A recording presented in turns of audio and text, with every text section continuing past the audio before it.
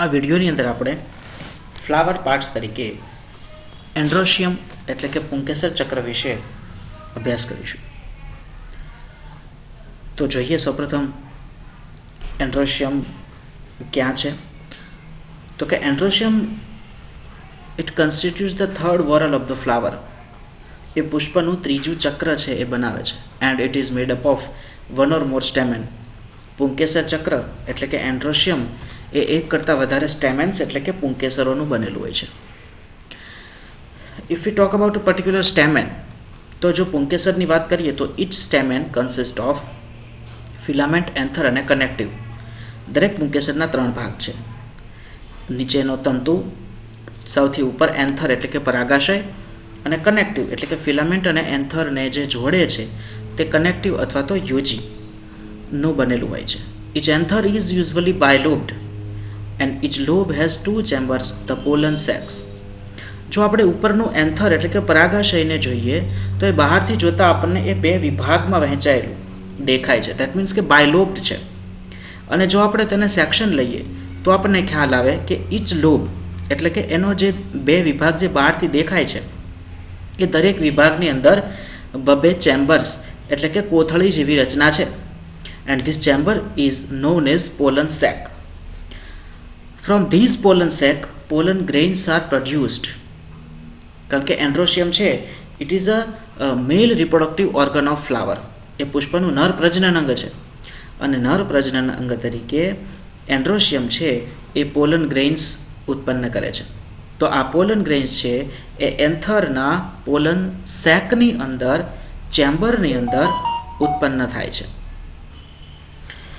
હવે આ એન્થર અને ફિલામેન્ટ કઈ રીતે એકબીજાની સાથે જોડાયેલા છે, તો મુખ્યત્વે 4 પ્રકારે ફિલામેન્ટ ઇઝ એન્થરની સાથે અટેચ થયેલો હોય છે. The first type is adnate type. In this type, filament runs through the whole length of the anther from the base to the apex. આ પ્રકારના જોડાણની અંદર, એડનેટ પ્રકારના જોડાણની અંદર જે ફિલામેન્ટ છે, પુંકેસરનો તંતુ છે, તે એન્થરના લોબ જે છે એના તલ ભાગથી શરૂ કરી અને ટોચના ભાગ સુધી જોડાયેલો હોય. એટલે જોતાં આપણને એવું લાગે કે ફિલામેન્ટની બંને સાઈડ એન્થરનો એક લોબ ચોંટેલો છે. આવા પ્રકારના જ્યારે એન્થર આપણને દેખાય તો this type of attachment is known as adnate type of attachment, કે જે માઇકેલિયા ચંપાકા એટલે કે ચંપાની અંદર જોવા મળે છે, મેગ્નોલિયાની સ્પીશીસની અંદર જોવા મળે છે. બીજો પ્રકાર છે basifixed. In this type filament is attached to anther by its base. એના નામ પરથી જ ખબર પડે છે કે ફિલામેન્ટ છે એ એન્થરના બેઝની સાથે ફિક્સ થાય છે. મતલબ કે એન્થરના તલ ભાગમાં એ જોડાય છે, નીચેના ભાગમાં જોડાય છે. Example are dhatura, radish, etcetera. Third one is dorsifixed. Here also the name itself suggests that the filament is attached to anther at its dorsal side. નામ પરથી ખબર પડે કે ફિલામેન્ટ એટલે કે પુંકેસરનો તંતુ છે એ એન્થરના પૃષ્ઠભાગ ઉપર ડોર્સલ સાઇડ ઉપર જોડાયેલો હોય છે. પેશન ફ્લાવરની અંદર આ પ્રકારે જોવા મળે છે. ચિત્ર આ બાજુમાં તમને જે પિક્ચર આપ્યું છે એમાં પણ તમે ડોર્સિફિક્સ્ડ ટાઈપ ઓફ અટેચમેન્ટ જોઈ શકો છો. Another type is versatile. Here the attachment of filament is to anther is just like dorsifixed, but the difference is that કે dorsifixed ની અંદર ફિલામેન્ટ એન્થરની સાથે સજ્જડ રીતે જોડાયેલ હોય છે, જ્યારે વર્સેટાઇલમાં ફિલામેન્ટ એન્થરની ડોર્સલ સાઇડ ઉપર માત્ર એક નાનકડા પોઈન્ટ તરીકે જોડાયેલો હોય છે. એવું લાગે કે ફિલામેન્ટ ઉપર એ એન્થર છે એ ઉપરથી માત્ર ખૂંચેલો છે અને એના કારણે એન્થર છે એ ફ્રીલી મૂવમેન્ટ કરી શકે છે. સહેજ પણ પવન આવે તો anther can swings freely in the air. બરાબર, એ સતત આપણે જોઈએ તો એ પુષ્પની અંદર જે પુંકેસરો છે એ પવનથી સતત ને સતત હલતા હોય એવું આપણને લાગે છે. They are continuously moving and by these movement pollen grains are dehiscence or liberated from the anther lobes. તો એ પોલિનેશન કરવા માટેનો એક અનુકૂલન પણ છે. વીટ, ગ્રાસ, મેઝનો જે મેલ ઇન્ફ્લોરન્સીસ છે એની અંદર બહુ સરસ રીતે આ પ્રકારે વર્સેટાઇલ ટાઈપ ઓફ અટેચમેન્ટ છે એ જોઈ શકાય છે. તો આ પ્રકારે એન્થર જે છે એ ફિલામેન્ટની સાથે either it is attached as adnate type or basifixed type or dorsifixed type or versatile type. હવે વાત કરીએ એન્ડ્રોશિયમની અંદર કોહેશનની. તો first of all what is cohesion? તો when floral parts of similar whorl are fused together then it is called cohesion. જ્યારે પુષ્પના ચક્રોના એક જ ચક્રના ભાગો એકબીજા સાથે જોડાય છે, દેટ મીન્સ કે પેટલ્સનું પેટલ સાથે કનેક્શન હોય, સેપલ્સનું સેપલ સાથે કનેક્શન હોય, ટેપલ્સનું ટેપલ સાથે કનેક્શન હોય, સ્ટેમેનનું સ્ટેમેન સાથે કે કાર્પેલનું કાર્પેલ સાથે. આવી રીતે જ્યારે the two units of the same whorl of flower are united with each other then this type of attachment or fusion is called cohesion. અહીંયા આપણે જોવાનું છે સ્ટેમેનની અંદર કયા પ્રકારે કોહેશન થાય છે. તો સ્ટેમેનના કોહેશનની વાત કરીએ તો બે વસ્તુ સામે આવે કે either all the anthers or all the stamens of the androecium are free from each other. That means કે બધા જ પુંકેસરો એકબીજાની સાથે મુક્ત છે, એકબીજાની સાથે જોડાયેલા નથી. Then this type of condition is called as polyandrous condition, કે જેમાં પુંકેસરો એકબીજાની સાથે જોડાયેલા નથી, મુક્ત છે. હવે બીજી સિચ્યુએશન કે જ્યારે પુંકેસરો એકબીજાની સાથે જોડાય છે તો એમાં વળી પાછી અલગ અલગ કન્ડિશન આવે. એમાંથી પહેલી કન્ડિશન આપણે ચેક કરીએ, એ છે એડેલ્ફસ કન્ડિશન.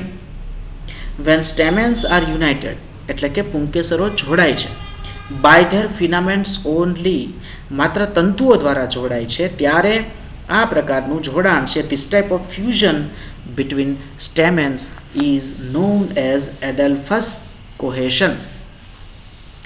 હવે આ જે એડેલ્ફસ છે કે જેમાં પુંકેસરના તંતુઓ એકબીજાની સાથે જોડાય છે, ફિલામેન્ટ્સ એકબીજાની સાથે જોડાય છે, તો એમના જોડાણથી કેટલા ગ્રુપ્સ બને છે એના આધારે adelphous condition is also subdivided into 3 other conditions.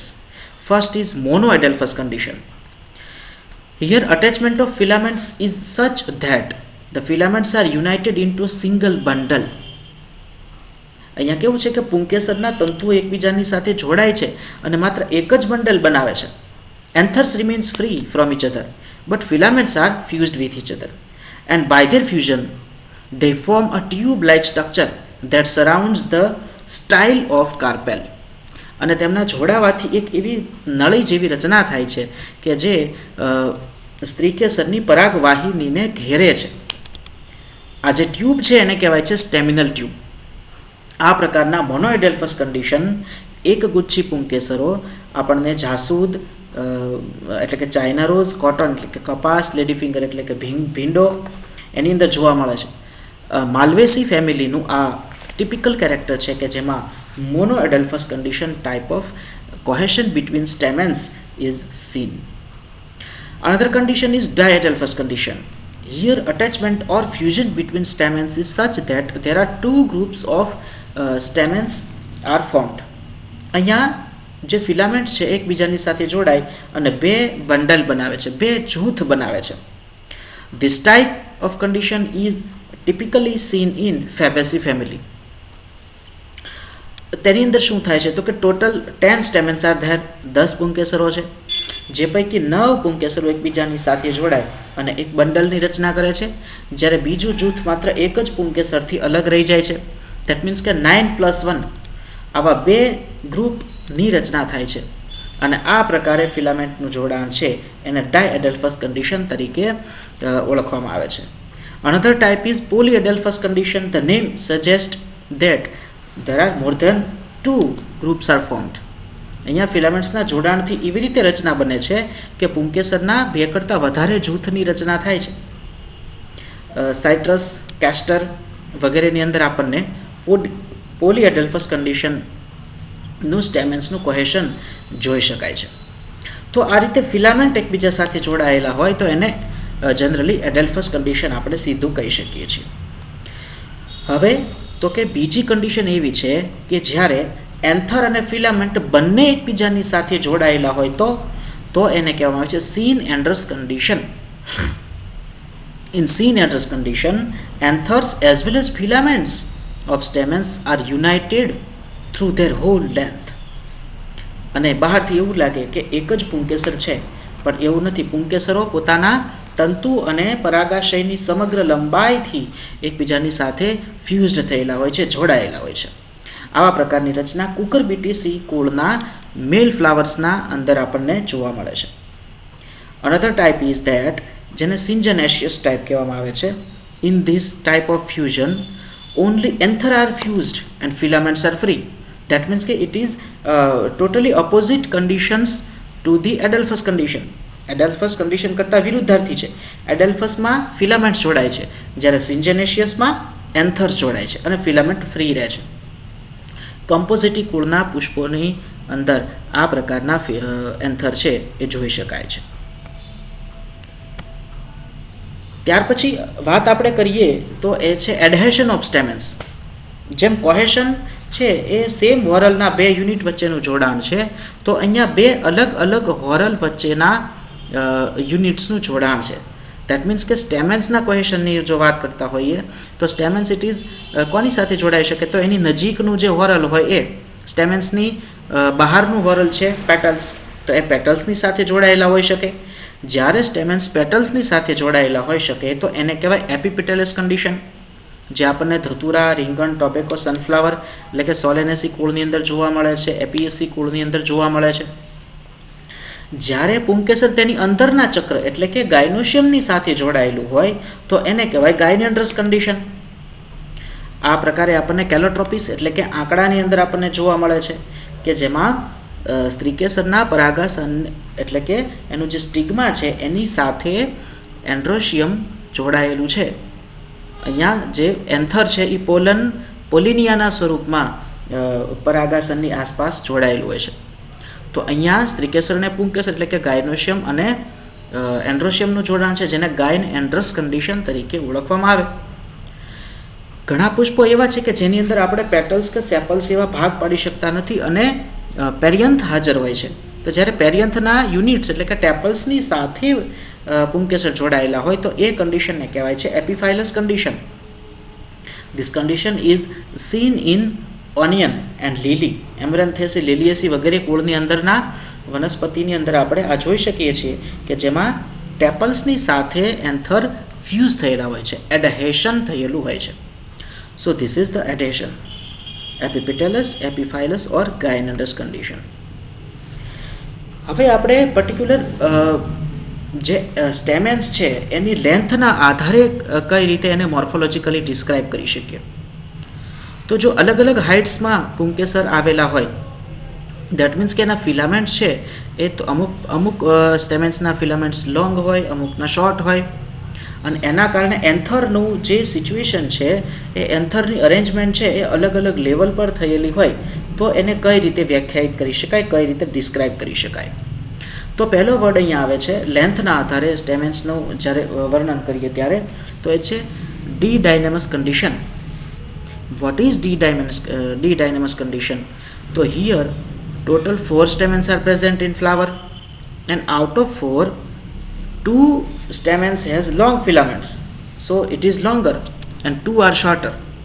તો બે લાંબા પુંકેસર, બે ટૂંકા પુંકેસર, આવા પ્રકારની રચના લેબિયેટી કુળની અંદર જોવા મળે છે અને પુંકેસરને કહેવામાં આવે છે ડાયડાયનેમસ પુંકેસર, ડીડાયનેમસ એન્ડ્રોશિયમ. અનધર વન ઇઝ ટેટ્રાડાયનેમસ કે જે ક્રુસિફેરી કુળના વનસ્પતિઓની અંદર જોવા મળે. Here total 6 stamens are present.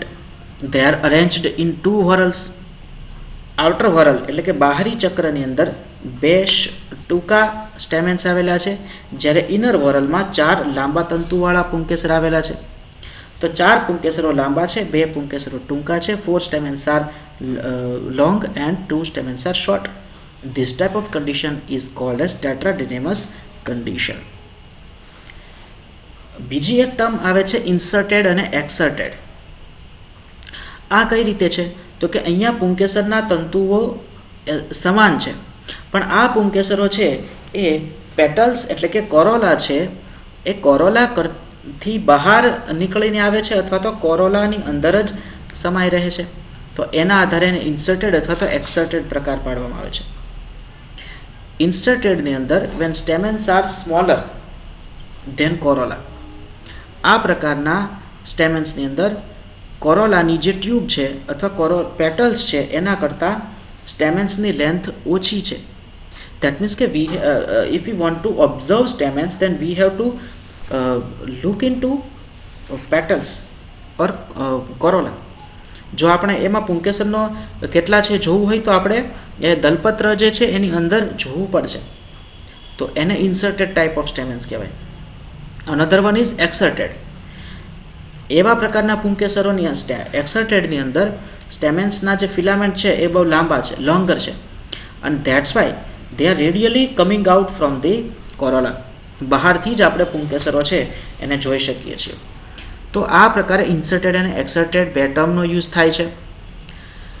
ત્યાર પછી બીજી ટર્મિનોલોજીની વાત કરીએ તો પેટલ્સની સંખ્યા કરતાં એન્થર એટલે કે સ્ટેમેન્સની સંખ્યા છે એ કેટલા નંબરમાં છે એના આધારે બાયસેરિયેટ અને યુનિસેરિયેટ એવા પ્રકાર પડે છે. તો જો સ્ટેમેન્સની સંખ્યા પેટલ્સ કરતાં ડબલ હોય, if the stamens are double in the number of petals then it is present in 2 whorls. જ્યારે પેટલ કરતાં સ્ટેમેનની સંખ્યા ડબલ હોય ત્યારે બે ચક્રમાં ગોઠવાય છે.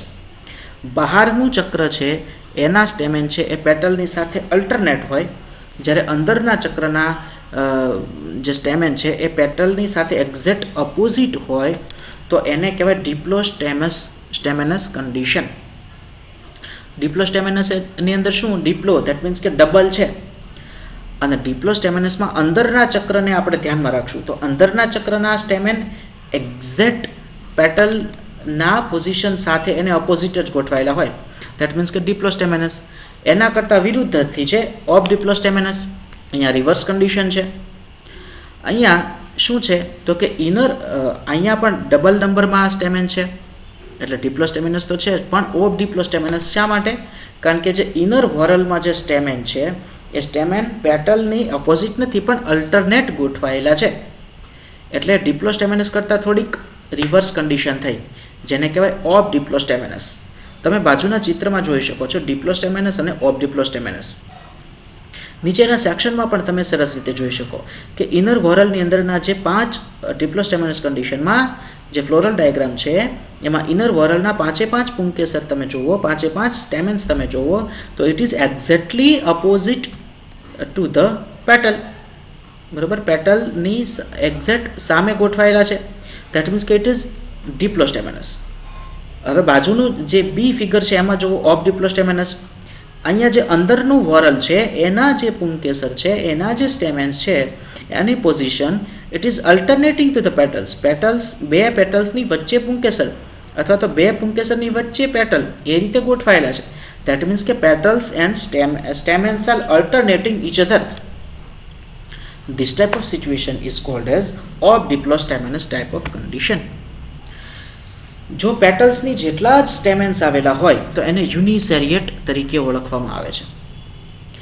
યુનિસેરિયેટ કન્ડિશન જ્યારે હોય ત્યારે વળી પાછી બે જ સિચ્યુએશન છે કે સ્ટેમેન્સ એન્ડ પેટલ્સના નંબર સરખા છે પણ આ સ્ટેમેન્સ છે એ પેટલ્સને જો અલ્ટરનેટ પોઝિશનમાં ગોઠવાયેલા હોય તો એને અલ્ટરની પેટલ્સ કહેવાય, અને જ્યારે એ પેટલ્સની ઓપોઝિટ ગોઠવાયેલા હોય ત્યારે એન્ટીપેટલસ કન્ડિશન કહેવાય. ઓકે, ઘણીવાર સ્ટેમેન્સ જે છે એક પુષ્પની અંદર એક ફ્લાવરના અંદર બધા જ સ્ટેમેન્સ છે એની હાઇટમાં વેરિએશન હોય છે તો એને કહેવાય હિટ્રોસ્ટેમેનસ કન્ડિશન. આપણે અગાઉ જોયું ડી ડાયમેનસ ટેટ્રાડિનેમસ એ પણ હિટ્રોસ્ટેમેનસ કન્ડિશનમાં જ આવે. ત્યાર પછી એક ટર્મ વપરાય છે સ્ટેમિનોડ્સ. તો what is staminodes? when stamens are without pollen grain and remain sterile throughout life, they are called staminodes. અમુક પુંકેસરો એવા હોય કે જે ઉત્પન્ન થાય છે પણ પોતાના જીવનકાળ દરમિયાન they never produce pollen grains. That means they does not remain fertile, they remain sterile. તે પુંકેસર પરાગરજ ઉત્પન્ન જ નથી કરતા. એવા પ્રકારના પુંકેસરને વંધ્ય પુંકેસર અથવા તો એને સ્ટેમિનોડ તરીકે ઓળખવામાં આવે છે. તો આ બધી જ ટર્મિનોલોજી છે એ સ્ટેમેન્સને મોર્ફોલોજીકલી ડિસ્ક્રાઇબ કરવા માટે વપરાય છે. નાવ dehiscence of anther, or we can say releasing of pollen grains. When anther matures, then જ્યારે એન્થર મેચ્યોર થઈ જાય છે ત્યારે એની અંદરની જે પોલન સેક છે, આ pollen sac which is filled with pollen grains, કે જેની અંદર પોલન ગ્રેઇન ભરાયેલી છે, તો આ પોલન ગ્રેઇન છે એ એન્થરમાંથી બહાર નીકળે. આ જે બહાર નીકળવાની પ્રક્રિયા છે, રિલીઝિંગ ઓફ પોલન ગ્રેઇન છે, એ કયા કયા પ્રકારે હોઈ શકે, તો એના પણ વેરિએશન છે. એના અમુક વેરિએશન વિશે આપણે ચર્ચા કરીએ. તો પહેલું છે પોરીસિડલ અથવા તો Porus type of ડેહિસન્સ of એન્થર. Por that means કે છિદ્ર. તો અહીંયા શું થાય છે, તો as the figure suggest that anther જે છે એની ટીપ પર એક નાનકડું પોર ઉત્પન્ન થાય છે, છિદ્ર ઉત્પન્ન થાય છે, and buy from this Por pollen grain comes out and રિલીઝિસ in environment. આ જે છિદ્રમાંથી પોલન ગ્રેન બહાર નીકળે છે અને વાતાવરણમાં જ પ્રસરે છે, પરાગનયન પામે છે. Another type is by longitudinal slits. તો લોન્જિટ્યુડિનલ સ્લિટ છે એની અંદર ઊભી ફાટ પડે છે.